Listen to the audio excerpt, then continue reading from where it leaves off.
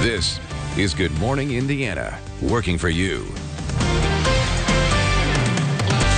Good morning. The time right now is 4:27 on your Monday. I'm Lauren Casey. We have several stories to get to tell you about before we get into our show today. So let's start with the first one, which is another weekend of violence here in the Circle City. A number of shootings have been taking place, and so we know that faith leaders have been coming together. They came together yesterday to discuss specific steps that can be taken to hopefully reduce violence here in the Circle City. They actually presented a 5-step plan, and we're going to break down what those 5 steps are. Some of the things include those neighborhood walks that they do, and asking the mayor and the police chief to step in and help as well. They also plan to address some of this violence with their congregations to prevent deaths like Chris Beatty, where he was just seemed to be caught in the act of violence taking place. So we'll have more stories on that and the violence that we had in the overnight hours that's coming up here on Good Morning Indiana. I want to take you all the way out to Terre Haute this morning. That's where we are going to be at because the first federal execution is happening in almost 2 decades out there in Terre Haute at the federal prison there. We know the person that is scheduled to be executed by lethal injection at 4 p.m. is Daniel Lewis Lee. He's a white supremacist and murderer. Now, the victim's family has actually been trying to put a stop to this, and they did not want to travel here due to COVID concerns, so it was put off a little bit, and so there's some back and forth going on here, and we're going to break down all the details on that because it's the first time this has happened in a while here in the state of Indiana. Taking a turn right now to our forecast. Todd, it was a pretty nice weekend. It was nice to have the humidity drop a little bit. We got a little bit of rain that was much needed in there. So what can we expect as we head into a new work week? Yeah, Lauren, we're just going to carry that nice weather here over into our Monday. In fact, today is going to be the best weather day of this week by far because we still have the sunshine, the low humidity. And take a look at these temperatures this morning. We're in the 60s. In fact, some of you may be dipping down into the 50s here later on in the next hour or two before we start to see our temperatures moderate once again as we head into the afternoon hours. No threat of any rain in the forecast for the day today. It is going to be a sunny and seasonable day with low humidity. And we're going to have that light north wind, and that north wind is what's going to help to keep the temperatures from climbing up into the 90s, make it feel a little more refreshing out there. But don't get used to it because the heat and the humidity, it does build back in as we work our way throughout the course of this week. We'll share your 7-day planning forecast with you coming up in just a little bit more. All right, Todd, thank you so much. Something else we have for you today is part of our Rebound Indiana. We're taking a look at summer camps. Kids aren't able to go to those due to COVID concerns this year, so we're going to look at how one camp for very special kids here in Indiana, how they are working to help kids and engage them over the summer even though they cannot attend camp. We'll tell you more about Camp Brave Eagle and the kids that it serves. That story's coming up here on Good Morning Indiana.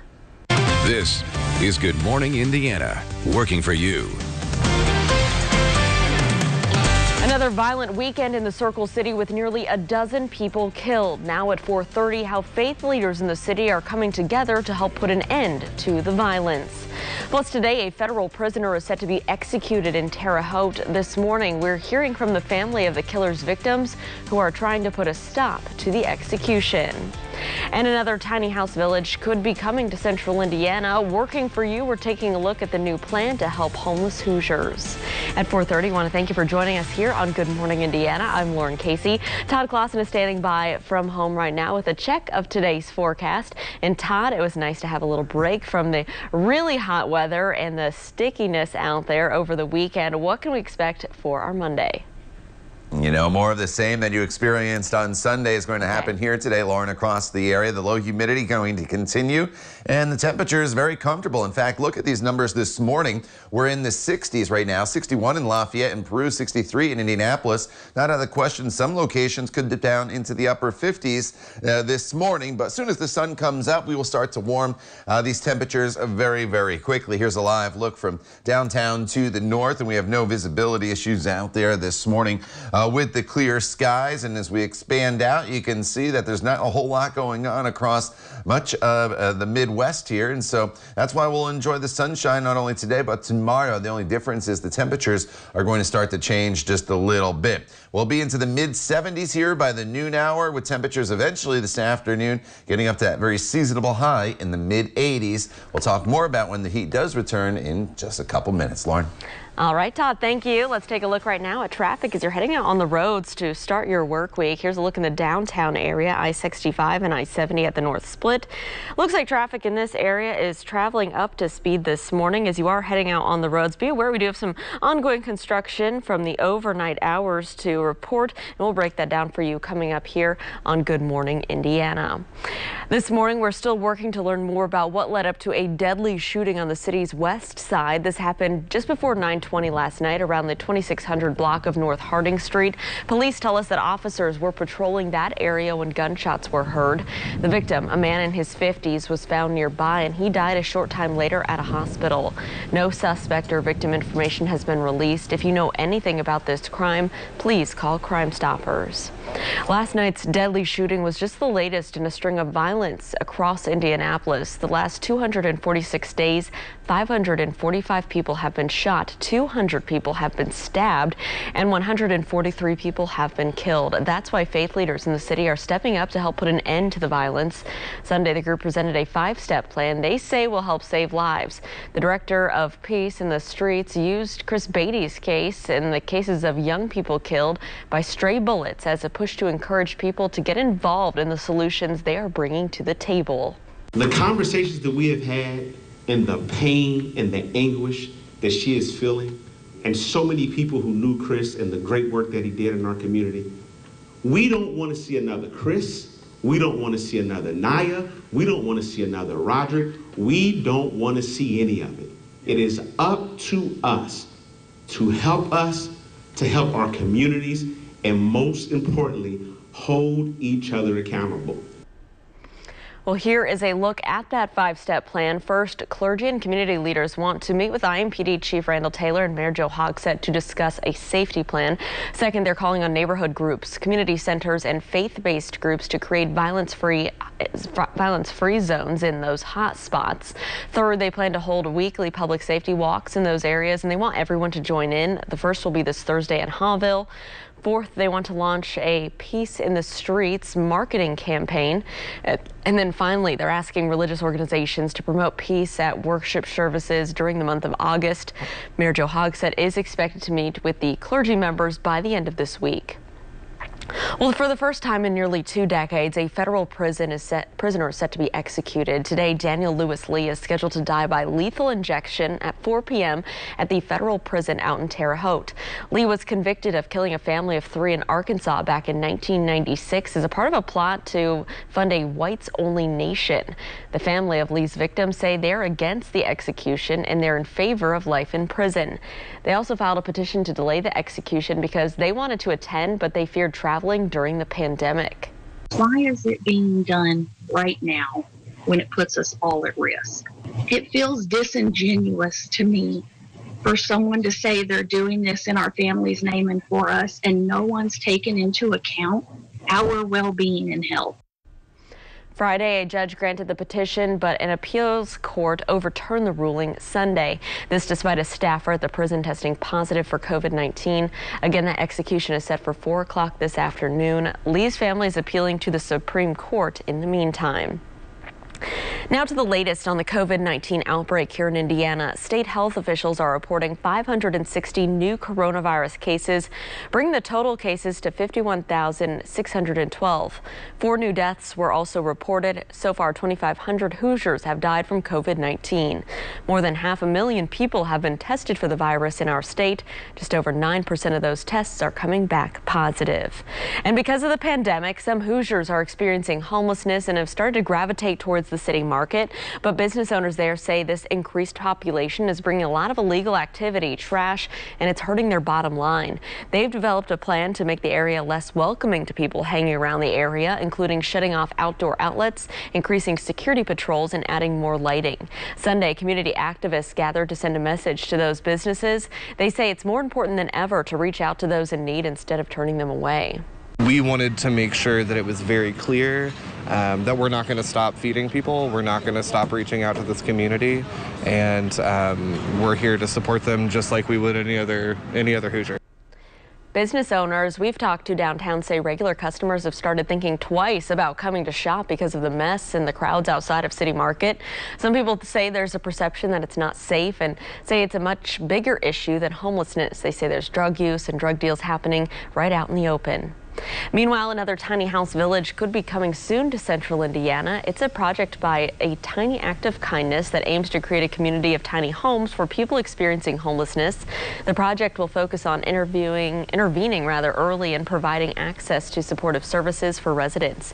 Due to the pandemic, they don't know how soon they can start building, but they hope they can start soon. With COVID-19, as you can imagine, the homeless community is at risk because there aren't very many sanitary options, and within the shelters, they're very close in proximity to each other. And the nice thing about the tiny homes is that they can self-isolate.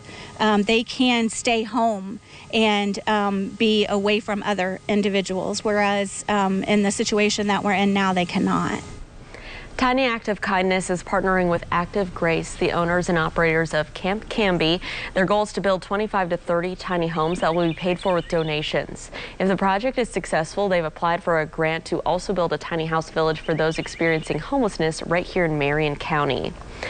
Well, the Pacers and the Fever are both in Florida as each of their leagues get ready for a summer start. The Fever say they're looking forward to regrouping and regaining some momentum. Our Brad Brown has more in this Sports Extra Spotlight.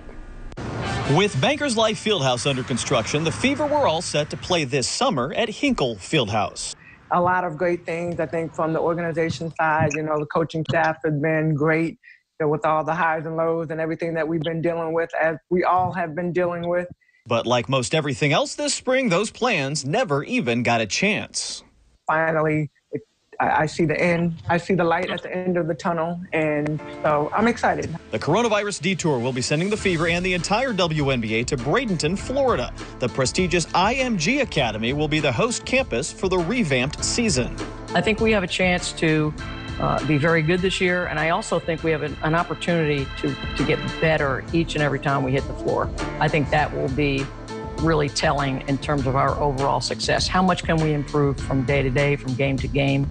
New head coach Marianne Stanley sees this as just another challenge in trying to bring the franchise back from the bottom. Everybody has managed the curveballs and the changes really, really well. I mean, all of you have done so in your lives, and I'm sure you can appreciate how difficult this has been on players who were anxious to get started, quite some time ago. The Fever's rookies and veteran additions have been working out in Indy the past couple of weeks. There is a lot of potential with each group. We are a relatively young team. I mean, if you take that leadership off the top, we're a real young team. So I think the blend is nice. Okay, we're kind of getting the best of both worlds, but having most of the roster back from a year ago is significant. The WNBA is dedicating its season to social justice initiatives. Fever players and staff have been active in the local Black Lives Matter movement, hoping to make an impact far beyond basketball this summer. You know, we've been really blessed. I feel really blessed to be in an organization that everybody supports us. And from our side, from the Pacers side, really making sure that our voices, our players' voices are heard. And so the next step is, really trying to figure out what it is that the players want to do. We understand that. We know it's going to be very unique, but I think it's really a big opportunity. It's an opportunity as a league. It's an opportunity for us to, do things that maybe we wouldn't have been able to do before. Brad Brown, RTV6 Sports. All right, thank you there, Brad. It's a nice, comfortable morning for us here across central Indiana with temperatures in the 60s. It's going to turn into a terrific Monday for us all across central Indiana. But enjoy the weather today because the heat and the humidity, it's set to return in your 7-day planning forecast. We'll show that to you coming up in just a few minutes. The time now is 4:40. Stay with us. We're back here on Good Morning Indiana. Weekdays from 4:30 to 7. Welcome back. The time right now is 4:44 here on our Monday. Here's a live look at traffic right now out at I-70 and Post Road on the east side. We have construction going on in this area. You can see the flashing lights there in a distance. Just a heads up, as you're traveling westbound on I-70, the on-ramp from Post Road is closed. That is set to reopen around 6 a.m. this morning. We also have some lane restrictions in that area, so use caution as you're traveling in from the east side. New this morning, actress Kelly Preston has died at the age of 57. Preston passed away on Sunday after a 2-year battle with breast cancer. She's been undergoing medical treatment for some time now, supported by her closest family and friends, a family representative said. She's best known for her roles in Jerry Maguire, For the Love of the Game, and Twins. Preston is survived by her husband, John Travolta, and their children, daughter Ella, who's 20, 9-year-old son Benjamin, and their son Jet died at the age of 16 back in January of 2009. About 2/3 of the states are seeing coronavirus cases climbing. This as the country tries to prepare for the start of the upcoming school year. John Lawrence joins us now with the latest. The United States has yet to get the upper hand on COVID-19. More than 3.3 million Americans have been infected with the virus. What we're looking at is what I think is going to be one of the most unstable times in the history of our country. At least 33 states are seeing a rise in week-to-week new cases, according to Johns Hopkins University. That includes the more than 15,000 infections reported in Florida on Saturday, a single-day record. We're going to have to start moving regular beds into ICU beds, so we're clearly being strained at this point. In the middle of this crisis, President Trump and some others in the White House are questioning Dr. Anthony Fauci, a member of the administration's coronavirus task force. Dr. Fauci is the most respected voice in the country on how we ought to be dealing with this pandemic. And to be trying to sideline him or diminish him or discredit him is just atrocious. Fauci is among the health officials still stressing the importance of facial coverings, and Mr. Trump made his first public appearance with a mask Saturday during a visit to Walter Reed Medical Center. I've never been against masks, but I do believe they have a time and a place. I'm John Lawrence reporting. At 4:46, a former USA Gymnastics coach is behind bars facing more than a dozen sexual misconduct charges. 52-year-old Terry Gray was taken into custody Friday and charged with 14 counts of lewdness with a child under the age of 14. According to court records, the alleged incidents took place between 2007 and 2013. He worked as a coach at a gym in Las Vegas from 2009 to 2015. Gray also coached at gyms in Cincinnati and Southern California, but none of the current charges are related to those gyms. Police are seeking additional victims as the investigation continues. Gray is expected to make his first court appearance today. Recovery efforts for former Glee actress Naya Rivera will continue today. The 33-year-old went missing Wednesday while boating with her 4-year-old son. Officials say another boater discovered the child on board, asleep and alone. Rivera was nowhere to be found. Sunday, her family and friends joined the search team. Authorities are using sonar equipment and specially trained dogs to search the murky waters and say the recovery operation could take days. Lake Piru is the result of a canyon that was dammed and flooded. The plan to drop the level of the lake is planned for next month, and that plan was in place well before Rivera's disappearance. It is 4:47 and it's Monday morning. Let's check in with Todd. Todd, it sounds like we could have another nicer day in the forecast. Yeah, you know, I think it's going to be a terrific day for us here, Lauren. You really need to get out there and enjoy today if you couldn't do it over the weekend, because as the week progresses, things are going to start to change, and it's a change that most of us are probably not going to be in favor of, and that's the return of the heat and humidity. But look at these temperatures this morning.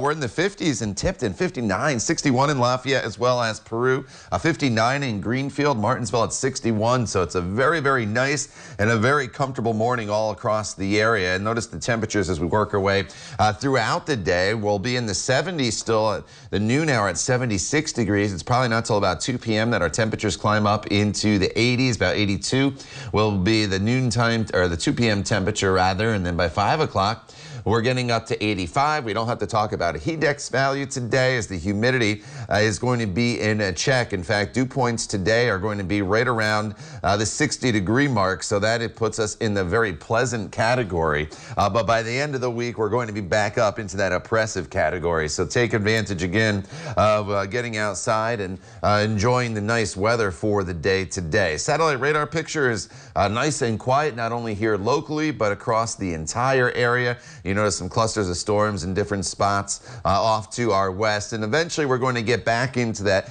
daily chance of seeing these showers and thunderstorms across the area as the heat and the humidity starts to return. This evening, temperatures will fall back down into the 70s pretty quickly with a light north wind. Sunset 9:14, temperatures in the 70s at that point. And then as we look ahead to the day tomorrow, we'll start off tomorrow morning in the 50s and 60s. So it's a good night to open the windows up, give the air conditioners a break here throughout the overnight hours because they'll be cranking and clicking on pretty well as we work our way towards the end of the week. Tomorrow we start off where I just mentioned, right, nice and comfortable, a little bit warmer though tomorrow. Temperatures will be climbing into the mid to upper 80s, and then the heat, that is really going to start to build in by the end of the week as the 90s return. The humidity is going to come up as well, and by Friday we're looking at a high temperature potentially right around 95 degrees, and when you factor in that humidity, it's going to feel more like it's going to be going into the low 100s, and that's going to carry into the weekend as well next week with temperatures in the 90s. So take advantage of today, and even tomorrow is pretty good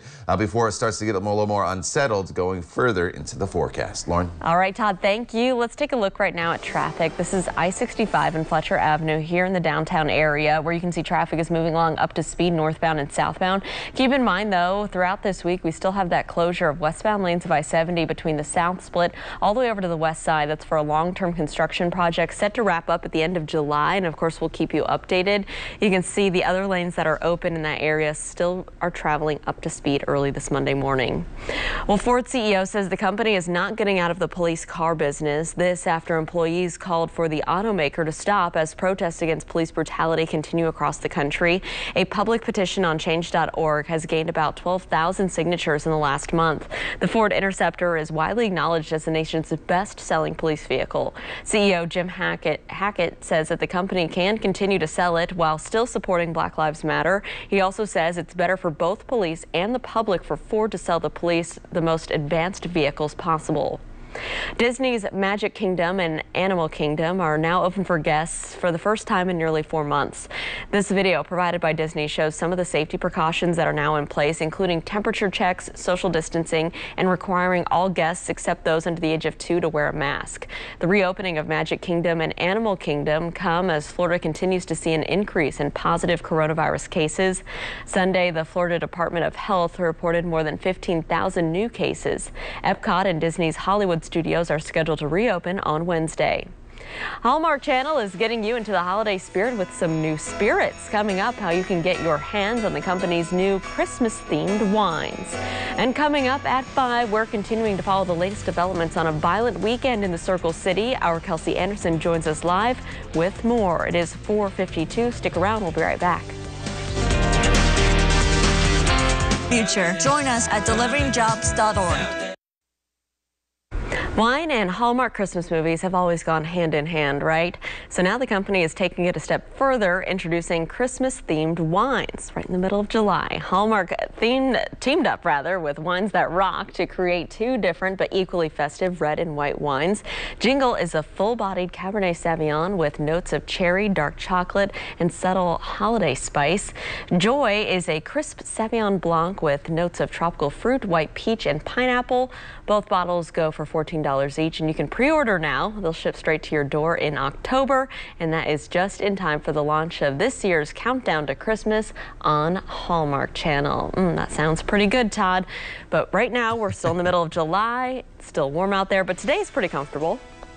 You know, today's going to be a great day, the best day of the week weather-wise, as we will be dealing with mostly sunny skies, a low humidity, Lauren, and a high temperature that gets up to 85 degrees. 87 tomorrow, then the heat and humidity starts to build in, as well as the storm chances once again. And by the time we get to the end of the week, we are looking at high temperatures that are going to be all the way up into the mid-90s. So take advantage of today and tomorrow. Both days are completely dry as well. We'll talk more about the heat and humidity in detail coming up when Good Morning Indiana continues. The time now is 4:57. You're watching RTV6.